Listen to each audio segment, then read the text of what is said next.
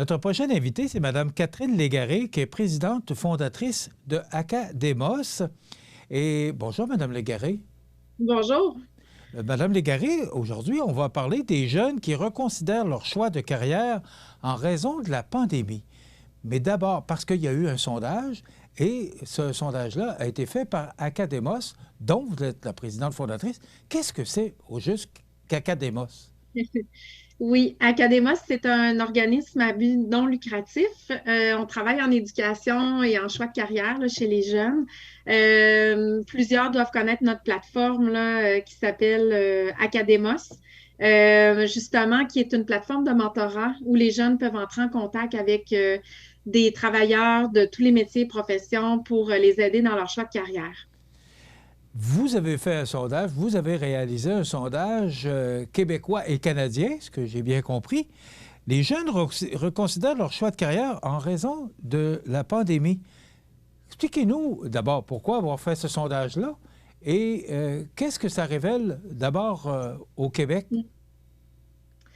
Ben oui, pourquoi on a fait ce sondage-là? C'est que nous, ben, on intervient tous les jours auprès des jeunes et on voit depuis 10 mois là, que il y a des nouvelles questions qui apparaissent chez nos mentors. On a aussi beaucoup de jeunes qui utilisent la plateforme au cours des derniers mois. Donc, on s'est demandé est-ce qu'il y avait un impact de la pandémie sur les choix de carrière? Est-ce que les jeunes revoient leurs choix? Est-ce qu'ils prennent le temps de réfléchir à leur choix de carrière? Donc, on voulait le savoir pour nous, mais on voulait aussi pouvoir donner de l'information aux intervenants avec qui on travaille tous les jours dans les milieux scolaires, ainsi qu'aux parents qui sont partie prenante de ces décisions-là avec leurs jeunes, puis qui ont les conversations sur un choix de carrière à la maison. Qu'est-ce que vous avez appris? Parce que moi, ce que j'entends, c'est que la motivation scolaire des étudiants est relativement faible. C'est pas une bonne nouvelle. Ben, c'est pas une bonne nouvelle. En même temps, nous, ça fait quelques mois là, qu'on suit cette donnée-là. On avait des données avant la pandémie. Et on a suivi en juin, en septembre, en janvier. Ben, ça a fluctué là, au cours des derniers mois. Donc, avant la pandémie, la motivation, en général, au Québec, elle était à 7 sur 10 en moyenne chez nos jeunes. Elle a baissé au printemps, elle a remonté un petit peu à la rentrée scolaire. Puis là, ben, en janvier 2020, là, 2021, pardon, on est davantage autour de 5,8 sur 10 de motivation scolaire à travers le Québec. Mais là, vous me parlez, ça monte, ça descend. Est-ce que ça risque de remonter? Ben, tout va dépendre encore de la durée de la pandémie, je pense. C'est un peu de la boule de cristal, là, ce que vous me demandez là.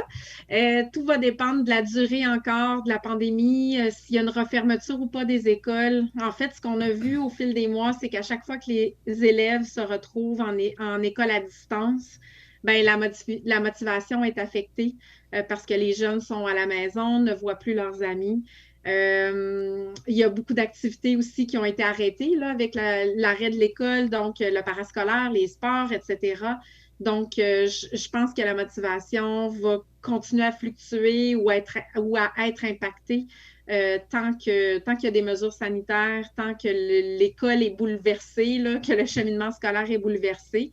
Là, ben, on a de l'espoir devant nous avec les vaccins et tout ça, donc ça pourrait se replacer, mais ça va être à suivre. Nous, on va continuer de suivre la situation, là, bien entendu. Le point 2, on dit que les jeunes ont davantage réfléchi. Est-ce que c'est dans le bon sens ou parce qu'il y a deux façons de réfléchir, positivement et négativement. Est-ce que la réflexion a été positive dans le cas de nos jeunes? Oui, ben la réalité est toujours multiple dans la vraie vie. En fait, la bonne nouvelle de cette donnée-là, là, qui est que 68% ou 69% dans votre région en particulier, là, ont davantage réfléchi à leur choix de carrière. La bonne nouvelle, c'est que les jeunes, d'une part, ils ont eu le temps de réfléchir parce que justement, plus de job à temps partiel, plus d'activités parascolaires, plus d'amis à voir, etc. Mais ça a donné du temps pour prendre du recul et réfléchir. Donc, les jeunes nous ont beaucoup parlé de ça parce qu'on avait des questions ouvertes là, dans le sondage. Ils ont parlé d'un moment d'introspection, d'un moment pour prendre du recul. Habituellement, ces décisions-là, elles se prennent parmi toutes les autres activités de la vie. Et là, ben, le temps a ralenti un peu, alors ça leur a donné le temps de réfléchir. Ce que ça a donné, ben, ça dépend des jeunes. Il y a des jeunes que ça a fait en sorte qu'ils ont confirmé leur choix de carrière. Il y a d'autres jeunes où il y a eu une remise en question du choix de carrière.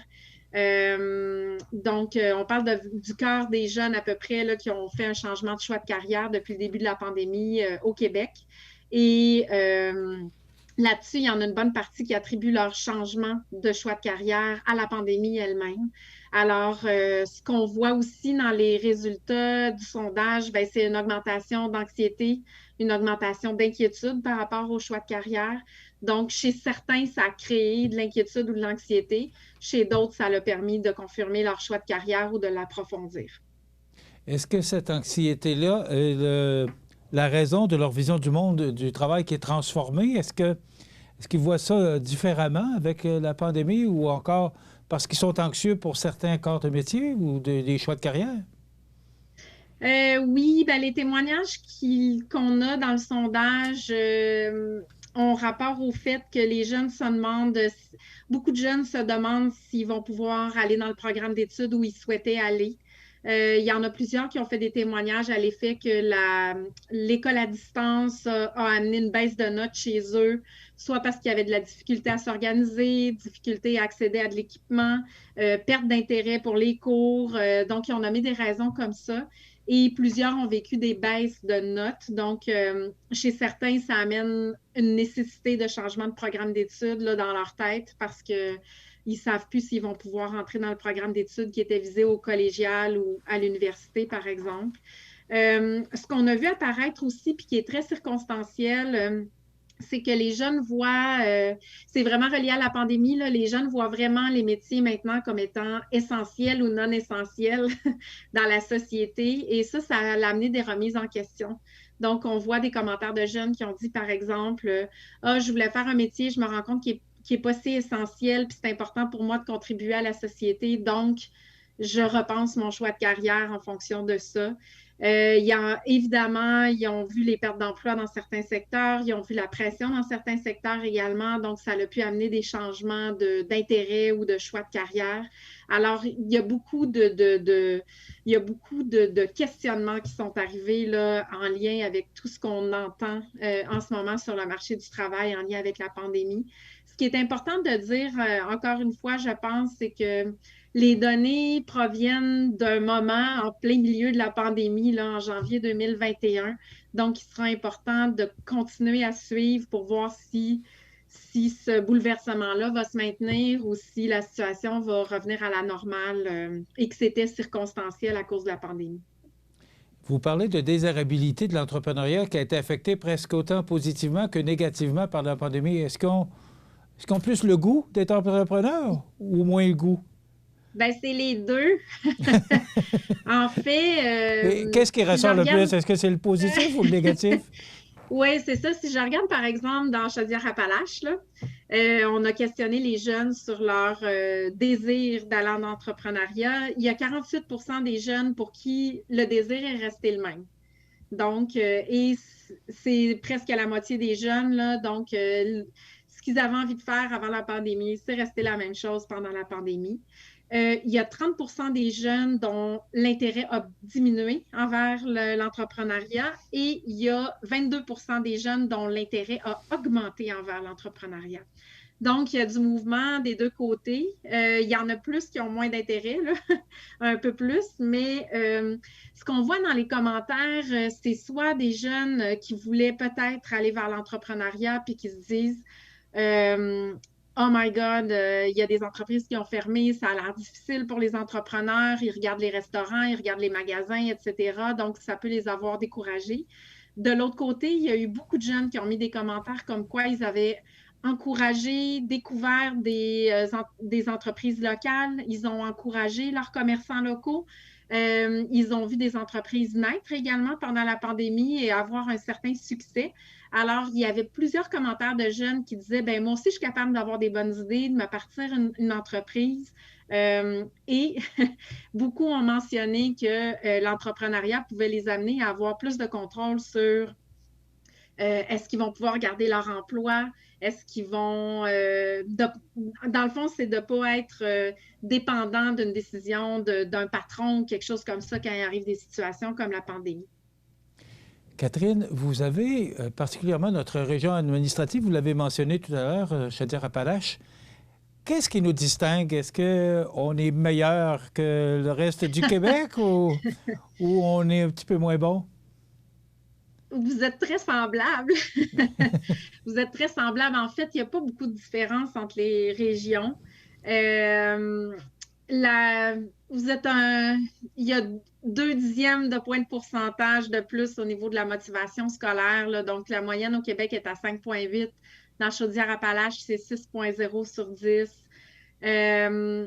Les jeunes qui ont réfléchi, par exemple, davantage à leur orientation professionnelle, on est à 68% sur l'ensemble du Québec, on est à 69% dans Chaudière-Appalaches. Donc, les données, là, ils étaient assez semblables d'une région à l'autre à travers le Québec. Faut dire que le sondage a été fait en janvier, donc je pense qu'il faut le contextualiser, là. Toutes les zones étaient encore rouges à ce moment-là. Il y avait pas ça a été fait pendant que les élèves au secondaire n'étaient pas retournés à l'école encore. Donc, je pense que la situation se ressemblait beaucoup à travers le Québec là, au moment où on a fait le sondage. Pourquoi avoir fait ce sondage-là? Est-ce que ça vous a été demandé, commandé ou si c'est votre initiative? C'est notre initiative. OK. On intervient auprès d'à peu près 22 000 jeunes, nous, par année. On a 130 000 jeunes inscrits à notre plateforme. C'est important de bien les connaître. C'est important de savoir ce qui les préoccupe. On a des mentors. On en a 3 000 qui interviennent tous les jours directement auprès de ces jeunes-là. C'est important que nos mentors sachent c'est quoi en ce moment l'état d'esprit des jeunes. Est-ce qu'ils sont plus anxieux qu'avant, moins anxieux qu'avant? Est-ce qu'ils ont développé de l'intérêt pour des secteurs d'activité ou au contraire, est-ce qu'ils en ont perdu? Ça guide nos mentors dans quoi faire. Et on collabore aussi avec beaucoup d'écoles, de milieux scolaires, avec des carrefours jeunesse-emploi. Donc, on voulait pouvoir donner l'information aussi à ces organisations-là. On est un organisme financé aussi par le gouvernement du Québec. On veut faire remonter l'information également. Je pense qu'en ce moment, là, si on peut avoir des données sur à peu près tout. Il y a d'autres rapports là, qui sont sortis cette semaine sur la santé mentale des cégepiens, sur la santé mentale des étudiants à l'université. Je pense que toutes ces données-là vont nous aider collectivement à prendre les bonnes décisions, à savoir où mettre l'accent dans nos interventions. Dans notre rapport, nous, on a tout un volet sur les parents parce qu'on se disait, les enfants sont à la maison avec leurs parents depuis des mois. Dans bien des cas, ils ont vu leurs parents travailler, ce qui ne s'est jamais passé dans l'histoire de l'humanité d'ailleurs.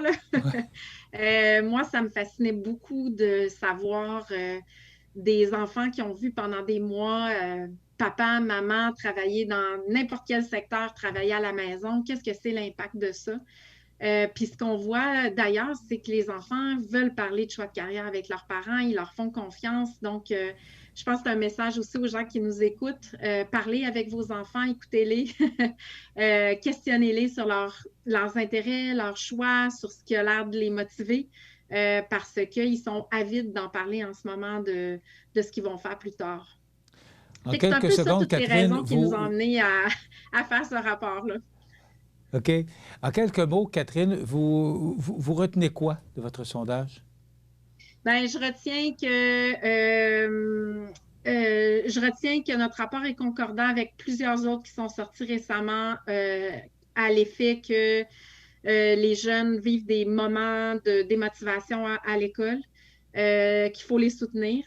De l'autre côté, si on parle du choix de carrière, ce que je retiens, c'est que les jeunes ont davantage réfléchi. Ils ne sont pas tous sûrs de ce qui s'en vient pour eux, là, d'où l'anxiété, l'inquiétude.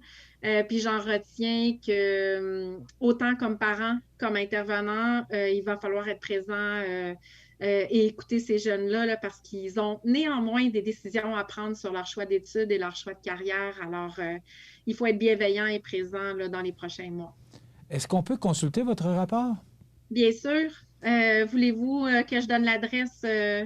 Oui, allez-y, allez-y. Oui, alors c'est au academos.qc.ca/pandémie. C'est assez facile. Sinon, si vous l'avez oublié, ben, vous pouvez nous trouver Academos sur Facebook, sur Instagram, sur LinkedIn. Dans les dernières heures, là, on a partagé le rapport, donc il est facilement téléchargeable. academos.qc.ca/pandémie. Alors, on retient Exactement. ça. On va retenir Academos. Alors, je pense que ce sera facile pour tout le Voilà. monde. Catherine Légaré, présidente fondatrice d'Academos, merci beaucoup. Ça nous a éclairé beaucoup. Et moi, je dirais que je suis encouragé pour ma région administrative. Ah, c'est une excellente chose. Oui. Alors, une belle journée, madame. Merci à vous Merci, aussi. au revoir. Alors voilà, ben, c'était Mme Catherine Légaré, présidente fondatrice d'Academos, qui nous entretenait sur les jeunes qui reconsidèrent leur choix de carrière en raison de la pandémie. C'est un sondage qu'elle a réalisé, sa propre initiative. C'est une belle initiative parce que ça nous a appris beaucoup de choses sur ce que vivent les jeunes durant cette pandémie. On s'arrête dans quelques instants, les grands titres de l'actualité avec José.